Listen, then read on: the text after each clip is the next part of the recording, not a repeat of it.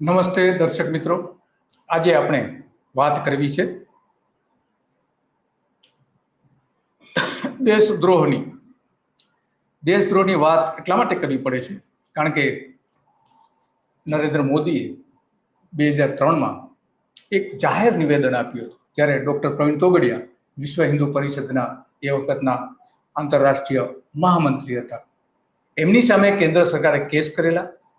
તો મોદીએ જે એ વખતે સ્ટેટમેન્ટ આપેલું એ સ્ટેટમેન્ટ આપણે જોઈએ. એમણે એવું કહ્યું હતું કે ડોક્ટર પ્રવીણ તોગડિયા સામેના રાજદ્રોહના આરોપોની એમણે આલોચના કરતા એવું કહ્યું હતું કે આ કોઈ પણ રીતે વાજબી નથી, આવી વાત કરી હતી.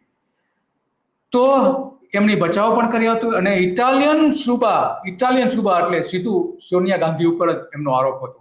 બેસવાની હોડમાં ભારત માતાના સપૂતો સામે રાજદ્રોહના આરોપો લગાવીને દેશભક્તિની ગરિમા પર ઠુકરાઘાત કરી રહ્યા છે.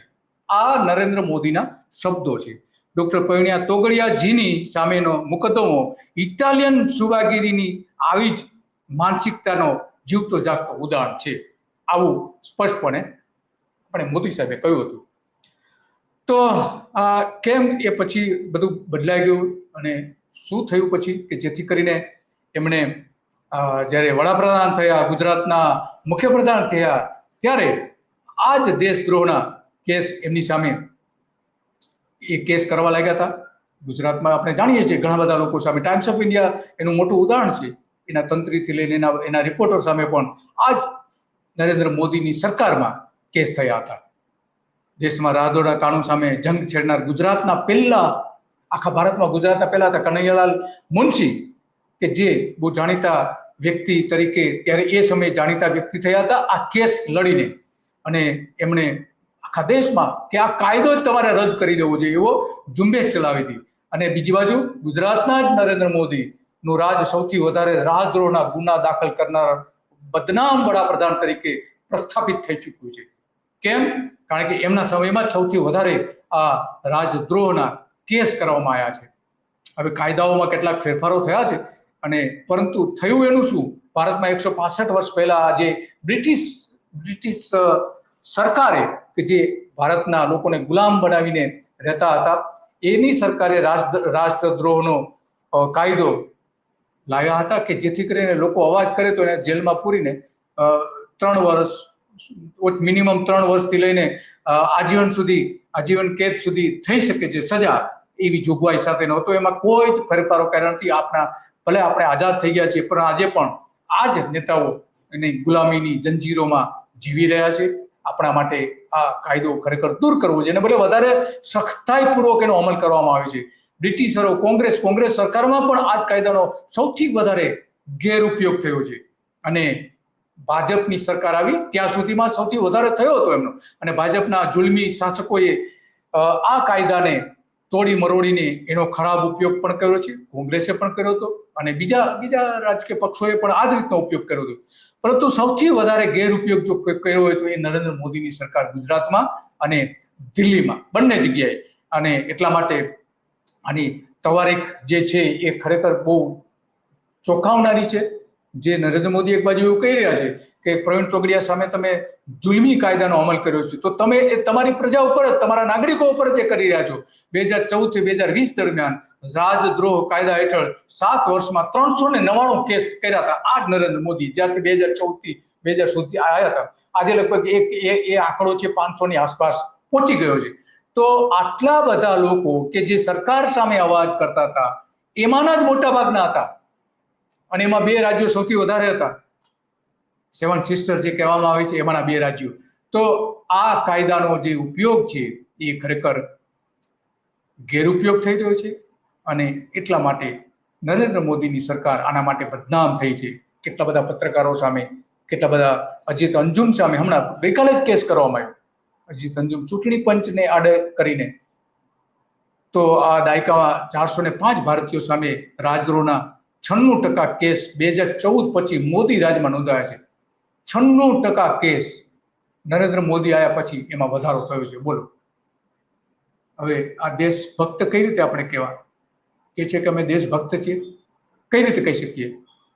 નેશનલ રેકોર્ડ બ્યુરોના અહેવાલ પ્રમાણે આ 2014માં 47 ગુના વધીને 1919માં 93 થયા હતા. 47 વધીને 1919માં 93 સુધી પહોંચી ગયા હતા નેશનલ ક્રાઇમ રેકોર્ડના બ્યુરો પ્રમાણે. બાકી અલગ અલગ રાજ્યોમાં અને આ રાષ્ટ્રદ્રોહના જે 3% કેસમાં જ માત્ર સજા થાય છે, કેસ નોંધાય છે, એનો મતલબ જ એ થયો કે ગુના દાખલ કરવા પાછળનો મુખ્ય ઉદ્દેશ ભય પેદા કરવાનો છે.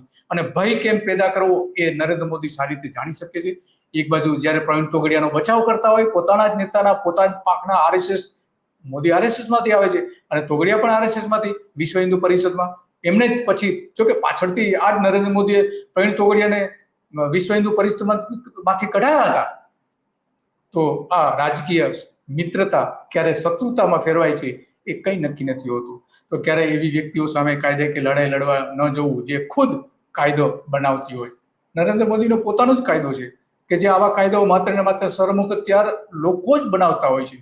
તો આ એક આંતરરાષ્ટ્રીય કહેવત છે. તો રાજદ્રોહ કેસમાં રાજકારણીઓ, વિદ્યાર્થીઓ, પત્રકારો, લેખકો અને શિક્ષણવિદો સૌથી વધારે, સામાજિક કાર્યકરો પણ એની સામેના ઘણા બધા કેસ આ જ નરેન્દ્ર મોદીની સરકારના સમયમાં નોંધવામાં આવ્યા છે. તો આવું કેમ કરે છે, બેવડા ધોરણો કેમ છે નરેન્દ્ર મોદીના, એ સમજવું થોડું મુશ્કેલ તો નથી પરંતુ થોડું સરળ પણ છે. કારણ કે વિચાર અને અભિવ્યક્તિની સ્વતંત્રતા ઉપર હંમેશા માટે નરેન્દ્ર મોદીની તરાપ રહી છે. એક બાજુ પોતાની જ સંગઠન, પોતાની જ પાંખના RSSના નેતાઓનો બચાવ કરે છે, બીજી બાજુ પ્રજા ઉપર એ જ કાયદાનો બેફામ ઉપયોગ નરેન્દ્ર મોદી ગુજરાતમાં કર્યો અને ગુજરાત બહાર પણ જ્યારે વડાપ્રધાન થયા ત્યારે પણ એમને કર્યું. તો આની જે સ્વતંત્રતા ઉપર ઊંડી અસર પડી છે આખા દેશમાં. અને એટલા માટે આજે વાત કરવી પડી છે કે પત્રકાર સામે ફરી આવા જ પ્રકારનો કેસ એની સામે નોંધવામાં આવ્યો હતો. અને અમદાવાદ પોલીસે પાસના જે હાર્દિક સહિત આનંદબેનની સરકાર હતી ત્યારે 6 સાથીઓ સામે રાજદ્રોહનો કેસ એમણે નોંધ્યો હતો. આનંદીબેન પટેલની સરકાર હતી, ભાજપની સરકાર હતી. 6 લોકોની સાથે એકી સાથે આ કેસ નોંધ. કેમ? તો કે એમને ગભરાવા માંગતી હતી આ જ સરકાર અને એમને ભય પેદા કરવા માંગતી હતી, જે ભય બીજા લોકો સુધી પહોંચી જાય. પરંતુ 2025માં તો આ બધા જ કેસ પાછા ખેંચી લેવામાં આવ્યા. શા માટે? જો એ તમારો ગુનો સાચો હતો, તમે એને રાષ્ટ્રદ્રોહી તમે જાહેર કરવા માંગતા હતા, તો કેમ એના બધા જ કેસ પાછા ખેંચી લેવામાં? એમાંના મોટા ભાગના તો ભારતીય જનતા પાર્ટીમાં છે અત્યારે. તો આ એક હથિયાર તરીકેનો ઉપયોગ થાય છે અને માત્ર ને માત્ર હથિયાર સિવાય બીજું કંઈ જ આમાં દેખાતું નથી.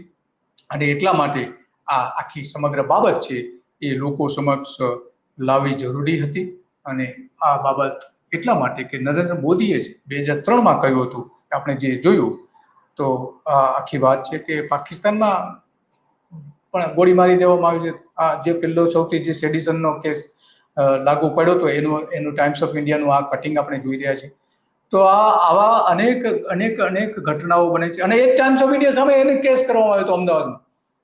તો અરવિંદ પટેલ આ કહી રહ્યા છે કે જો અમેરિકામાં જે નરેન્દ્ર મોદી સામે દેખાવો થયા હતા એ જો ગુજરાતમાં થયા હોત તો એની સામે દેશદ્રોહનો ગુનો લાગી ગયો હોત.